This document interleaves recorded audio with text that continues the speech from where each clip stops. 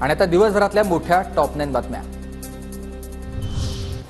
महायुतीच्या जागा वाटपाचा निर्णय जवळपास निश्चित। राष्ट्रवादी काँग्रेस सन्मानजनक जागा लढणार। अजित पवारांची पत्रकारांसोबतच्या गप्पांमध्ये माहिती।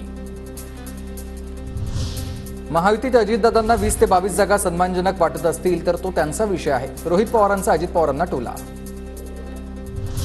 विधानसभा निवडणुकीनंतर शिंदे फडणवीस अजित पवार यापैकी कुणीही मुख्यमंत्री नसेल, वेगळंच नाव समोर येईल। संजय राऊतांचा रोख कुणाकडे असा सवाल। आमच्या महायुतीच्याच मुख्यमंत्री होईल, चिंता करायचं कारण नाही। आपल्या घरामध्ये काय चाललंय त्याची काळजी घ्या। प्रवीण दरेकरांचं राऊतांना उत्तर। शरद पवारांच्या पुण्यातल्या कार्यक्रमामध्ये अजितदादा गटाचे आमदार चेतन तुपेंची उपस्थिती। शरद पवारांसोबत कोणतीही चर्चा नाही। आयोजकांनी निमंत्रण दिल्यानं कार्यक्रमाला आल्याचं तुपेंचं स्पष्टीकरण। आंबेडकर आणि आम्हीही सत्तेत नाही, आमचा का गुंता लावताय? मुख्यमंत्र्यांच्या सूचनेवर जरांगेंची प्रतिक्रिया।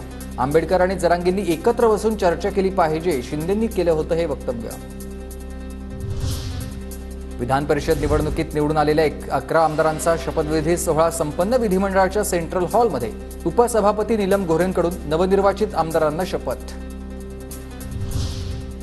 वंचितांचा शोषितांचा आवाज बनण्यासाठी काम करणार। आज माझ्या वडिलांची आठवण येते आहे। विधान परिषद सदस्यत्वाच्या शपथविधीनंतर पंकजा मुंडेंची भावूक प्रतिक्रिया।